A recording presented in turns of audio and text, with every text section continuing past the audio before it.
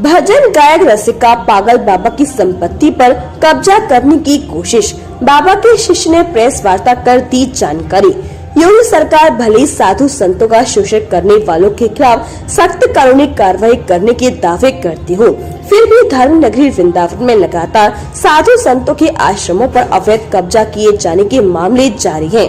जहां पर ताजा मामला वृंदावन के भजन गायक प्रसिद्ध स्वर्गीय रसिका पागल बाबा के आश्रम का है, सामने आया है। जहां पर भजन सम्राट रसिका पागल का देहांत होने के बाद उनकी सहमति और अन्य आम नागरिक, मीडिया और शिष्यों के सामने रसिका पागल बाबा ने अपने आश्रम का उत्तराधिकारी मोहिनी शरण दास को घोषित किया था, जहां पर बाबा के अन्य शिष्य भी मौजूद थे और उनके देहांत 4 दिसंबर 2021 के बाद लगातार दोदलीपुरम के आश्रम पर बाबा के सेवक के रूप में उनके परम सेवक बाबा मोहिनी शरण दास काबिज है और उनके द्वारा ही आश्रम की सेवा की जा रही है। कुछ भू माफिया सामने आए हैं जिनकी नजर बाबा रसिका पागल की संपत्ति और आश्रम के ऊपर कब्जा करने की है, जिसको लेकर आज बाबा मोहिनी शरण दास और समाज सेवी ताराचंद गोस्वामी के द्वारा वृंदावन आश्रम पर एक प्रेस वार्ता आयोजित की, जहां उन्होंने आश्रम पर आकर कब्जे की कोशिश के साथ मोहिनी शरण दास बाबा के ऊपर हमला करने की कोशिश करने के आरोप लगाए हैं। क्या मुद्दा है? ये मुद्दा देखिए, सबको पता है, पहले भी हो चुका है कि बाबा श्री रसिका पागल कोई वृंदावन मथुरा तक सीमित नहीं थे। ऑल वर्ल्ड, पूरी विश्व बाबा को जानता था और पहचानता था। ऐसे व्यक्ति अंतिम समय पर हमको जन समाज, मीडिया, पब्लिक सबके सामने विशेष अधिकार, उत्तराधिकारी अपना बोल करके ये विशेष है, इसी को यहाँ रखा जाएगा बोले थे। इस घोषणा की पुष्टि जो हमारे विपक्ष के लोग हैं उन्होंने भी की थी कि हाँ, हमको कोई मतलब नहीं है, मीडिया के माध्यम से। लेकिन गुरुजी की मृत्यु के तुरंत बाद उन लोगों की नीयत में खोटा गया है, तरह तरह के षड्यंत्र करने लगे हैं, झूठी हमारी कंप्लेंट करते हैं, कई और जांच हो चुकी है और वो व्यक्ति यहाँ जबरदस्ती कब्जा घुसने की कोशिश करते हैं। हमारे साथ कभी भी कोई भी घटना कर सकते हैं, इसलिए हमारी यही प्रार्थना है। हम प्रेस वार्ता के माध्यम से हम शासन प्रशासन को अवगत कराना चाहते हैं कि हमारा सहयोग करें, हमारा मामला संज्ञान में ले। मामला कोर्ट में भी पहुंच चुका है जी, कोर्ट में मामला है, उसके बावजूद भी ये देखिए, ये कहते हैं कोर्ट का केस वापस ले लो, नहीं तो तुमको ऐसे झूठा फंसा देंगे और तुमको जीतने नहीं देंगे। हमारे पास बहुत पैसा है, हमारे साथ बहुत ऐसे लोग हैं, तुमको जीतने नहीं देंगे, तुम अपना मालिकाना हक का कोर्ट केस वापस ले लो। ये हमने डाला था, ये हम पर दबाव दे दिया। पहले आपने एक बार शिकायत की थी, तो बोईलाल में जो मंदिर है उस पर एक मीटिंग हुई थी, तब आपसे कहा गया था कि अब आगे से कोई हम ऐसी शिकायत को नहीं करेंगे।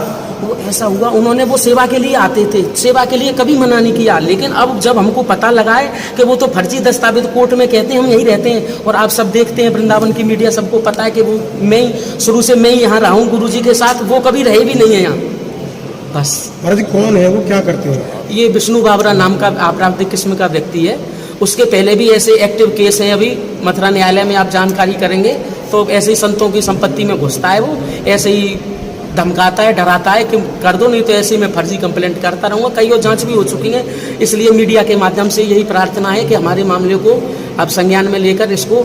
महाराज जी, आपके द्वारा पहले भी उनके बारे में बताया गया था कि आज जो प्रेस वार्ता की गई है, क्या रहा पूरा आपका? प्रेस वार्ता इसलिए की गई क्योंकि वो लोगों को गुमराह कर रहा है, शासन प्रशासन में जाता है, तरह जगह जगह, कभी कहीं जाता है, कभी कहीं जाता है, सबको कहता है कि मैं यहाँ ही रहता हूँ और सब जांच हो चुकी है, सब आ चुके हैं, देख चुके हैं, यहाँ वो नहीं रहता है, तब भी वो मान नहीं रहा है, इस तरीके की आपराधिक षड्यंत्र करने में लगा हुआ है। पुलिस में कोई कंप्लेंट करी आपने? जी, पुलिस में हमने कंप्लेंट करी है, पुलिस प्रक्रिया भी चल रही है, पुलिस की भी जांच। फिर से दोबारा उसने कोई शिकायत की? पहले शिकायत की थी जब वो जांच हुई थी, उसके बाद में ये मेरे संज्ञान में नहीं है, उसने क्या जांच की, क्या दी है कंप्लेंट, वो क्या आगे। लेकिन मेरे से आई थी कि महाराज जी वो ऐसे कोर्ट में वो कह रहा है 110 के मैं यहीं रहता हूँ, ऐसा आप सब लोग देख रहे हैं कि रही नहीं, कोर्ट से ये खबर आई है। वो कह रहा है अभी वो कितने दिन पहले यहाँ आए थे कब्जा करने की कोशिश में? यहाँ वो कई दिन से लगातार, 1 महीने पहले भी आए थे कुछ शरारती तत्वों को लेकर। हम एसपी साहब के यहाँ भी गए थे बताने, उसका वीडियो भी हमारे पास, हमने क्लिप बना लिया, कल वहाँ उनके पास ले जाएंगे।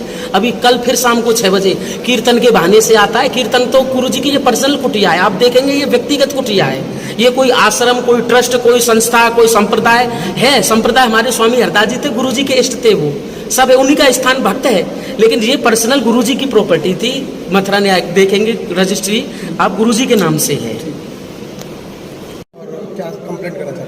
मुद्दा तो अभी आपको बाबा के दत्तक पुत्र ने बता ही दिया है। ये इन्होंने हमको याद किया क्योंकि कभी हम लोग आया जाया करते थे तो मालूम होता था कि आपत्ति में ही सब याद करता है किसी ना किसी को आदमी।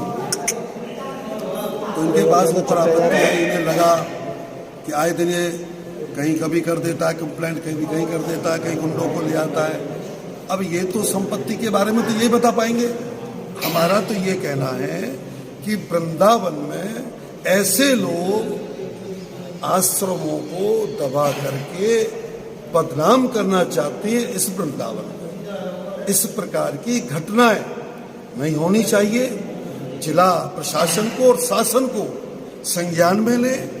यदि मान लिया जाए, आप यहाँ मौजूद है, मैं देख रहा हूँ सभी लोग हैं, LIU वाले भी हैं, आप भी यहाँ पर हैं। जब यहाँ पर ये मौजूद है, दूसरा इनके यहाँ तो ऐसी चीज लगी हुई है CC कैमरा, यदि वो रहते हैं तो उसे बताने की कोई जरूरत ही नहीं है।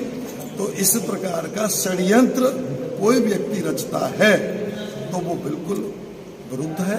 हम इनके साथ हैं, धर्म की लड़ाई लड़ने के लिए हम इनके साथ आएंगे। बाकी संपत्ति के बारे में तो ये बता